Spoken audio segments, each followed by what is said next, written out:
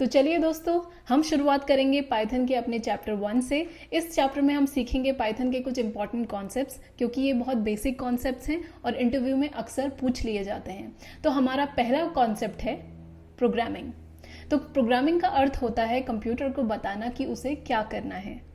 दोस्तों, जैसे हम हिंदी, अंग्रेजी और अन्य भाषाओं में अगर हमें किसी दूसरे व्यक्ति को बताना हो कि उसे क्या करना है, तो हम कहेंगे प्लीज़ मेरे लिए पानी लेके आओ या प्लीज़ मुझे खाना खिला दो। तो इस तरीके से हम उसे बताएंगे। ठीक वैसे ही अगर हमें कंप्यूटर को भी बताना हो कि हमें उससे क्या करवाना है, तो हमें उसे क्लियर इंस्ट्रक्शंस देने होंगे स्टेटमेंट्स के थ्रू। तो इस इंस्ट्रक्शन को, कंप्यूटर को जो भाषा समझ में आती है, उसे कहते हैं प्रोग्रामिंग। और हम इंसानों को जो भाषा समझ में आती है उसे कहते हैं ह्यूमन लैंग्वेज। तो ह्यूमन लैंग्वेज और प्रोग्रामिंग लैंग्वेज में कुछ सिमिलरिटीज़ भी हैं और कुछ डिफरेंसेस भी हैं। सिमिलरिटीज़ ये हैं कि उनके जो सेट ऑफ इंस्ट्रक्शंस होते हैं, रूल्स होते हैं, वो ऑलमोस्ट सिमिलर होते हैं। और डिफरेंसेस ये है कि हमें कंप्यूटर को जब हम कोई इंस्ट्रक्शन देते हैं तो हमें खासा ध्यान रखना पड़ता है कि हम उसे साफ साफ बताएं। खासा ध्यान रखने का मतलब है ये दो कॉन्सेप्ट्स, सिंटैक्स और सिमेंटिक्स। तो किसी भी भाषा में होते हैं सिंटैक्स। सिंटैक्स वो रूल्स होते हैं जिनसे ये बताया जाता है कि हम किसी सेंटेंस को कैसे क्रिएट करें। जैसे कि हिंदी में सब्जेक्ट, ऑब्जेक्ट, वर्ब। जैसे मैं कहूँ सब्जेक्ट मैं, ऑब्जेक्ट पाइथन, वर्ब सीख रही हूँ, तो मैं पाइथन सीख रही हूँ, ये एक करेक्ट सेंटेंस है। वहीं इंग्लिश में सब्जेक्ट, वर्ब और फिर ऑब्जेक्ट होता है। जैसे कि आई एम लर्निंग पाइथन, मैं सब्जेक्ट हूँ, वर्ब लर्निंग, पाइथन मेरा ऑब्जेक्ट है।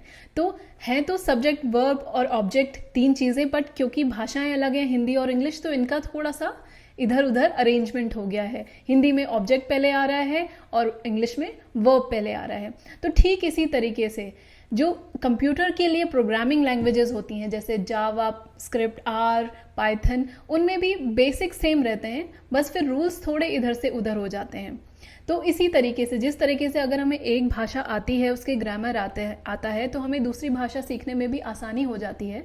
तो ठीक उसी तरीके से अगर हमें कंप्यूटर में एक तरीके की प्रोग्रामिंग आएगी, जैसे पाइथन आपको आ जाएगी, तो आप दूसरी प्रोग्रामिंग लैंग्वेज जैसे कि आर, जावा, स्क्रिप्ट, ये सब ईजिली समझ जाएंगे, क्योंकि इनके जो सिंटैक्स होते हैं उनके बेसिक्स ऑलमोस्ट सेम होते हैं। तो सिंटैक्स क्या है? Rules on how sentence is constructed. तो लैंग्वेजेस में भी सिंटैक्स होता है और प्रोग्रामिंग लैंग्वेजेस में सिंटैक्स होता है। इसके बाद आता है सिमेंटिक्स। सिमेंटिक्स का मतलब होता है कि वो जो आपने सेंटेंस बनाया उसका असल में मतलब क्या है।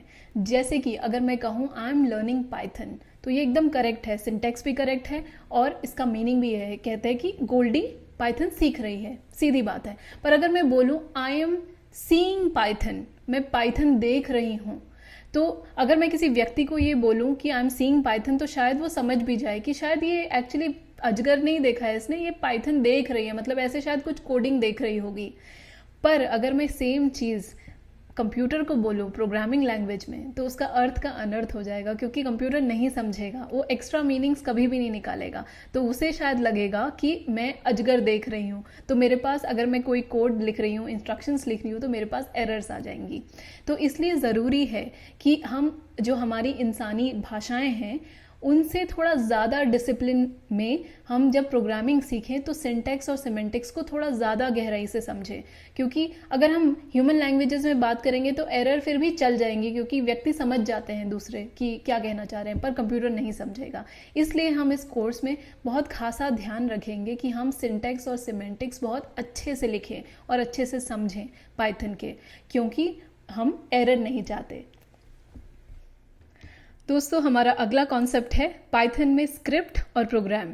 प्रोग्रामिंग लैंग्वेजेस में स्क्रिप्टिंग और प्रोग्रामिंग, ये दोनों ही वर्ड बहुत ही इंटरचेंजेबली यूज़ किए जाते हैं, पर इनमें होता है बहुत ही सटल यानी बारीक अंतर। इस अंतर को समझना बहुत ही ज़रूरी है, क्योंकि ये क्वेश्चन अक्सर इंटरव्यू में भी पूछा जाता है। तो इसे हम इस तरीके से समझ सकते हैं कि जो स्क्रिप्ट होगी वो शॉर्ट होगी, सिंपल होगी, बहुत इजीली हम उसको लिख सकते हैं और उसे छोटे मोटे टास्क जैसे छोटे ऑटोमेशन के टास्क करने के लिए यूज़ किया जा सकता है।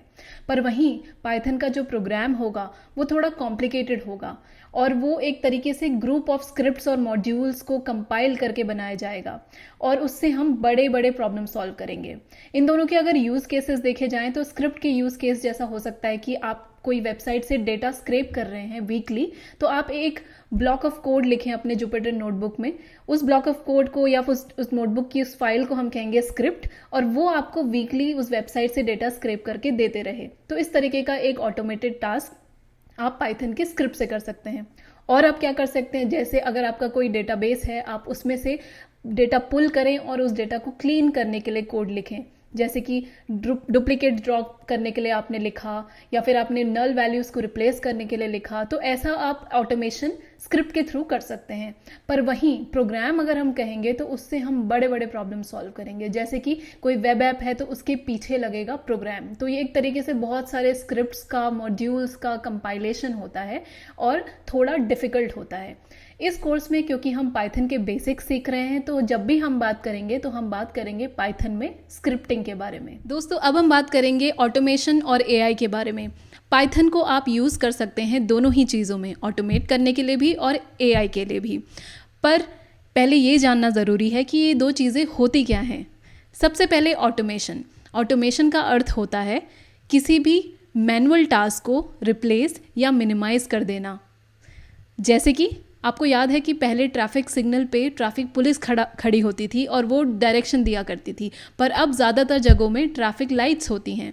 तो इससे फ़ायदा क्या होता है, एक तो ट्रैफिक पुलिस का हम बेहतर यूज़ कर सकते हैं कुछ अलग कामों में, और दूसरा एरर के चांसेस भी कम होते हैं, क्योंकि एज ए ह्यूमन बीइंग हम लोग गलतियाँ ज़्यादा करते हैं पर मशीन कम गलती करती है।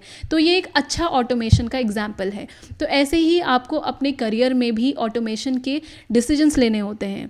पर एज ए डेटा साइंटिस्ट या किसी भी करियर में आपको हर चीज़ ऑटोमेट नहीं करनी होती है। कुछ चीज़ें जैसे कि जो रेपिटेटिव होती हैं या जिनमें वेरिएशंस कम होते हैं, उन चीज़ों को आप ऑटोमेट करते हैं, और वो चीज़ें जिनमें मतलब ज़्यादा रेपिटेटिव नहीं है और एरर के चांसेस भी नहीं है, उनको आप ऑटोमेट नहीं करते हैं।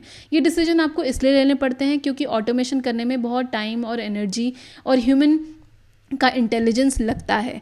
पाइथन के स्क्रिप्ट्स लिखने पड़ते हैं, तो आप कॉस्ट बेनिफिट रेशियो देख के ही ऑटोमेट करने के डिसीजन लेते हैं।